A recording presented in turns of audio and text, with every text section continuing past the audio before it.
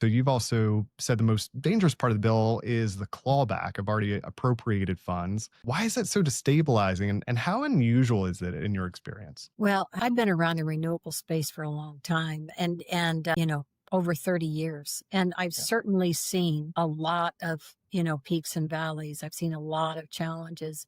I think a little bit of what has made this so unique and has been part of this idea that, it used to be in the industry, you could rely upon the government, right? Like if you knew you had government backed funds, if you knew you had permitting, or some of these things. I mean, that was really the backbone of a Yeah. lot of our financing, right?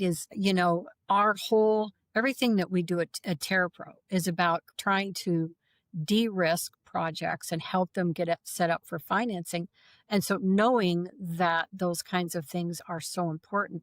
And I think we maybe weren't, I don't know that a lot of people were necessarily to see some of the clawback on some of the benefits that we had gotten a few years ago. But I think there was definitely a surprise around the extent of some of the funds that had been allocated for projects. And a lot of these projects were very far along. I mean, they were past permitting, and I think, really as you're going through a financing, the goal is to be able to check all the boxes. And when you get all the boxes checked and you're able to secure that financing without those guarantees and everything, then there's a belief that, okay, we should be able to rely on that to move forward. And I think by the government taking this really unprecedented, position of, we're now going to redirect funds or we're going to stop them. And we saw some really dramatic cases where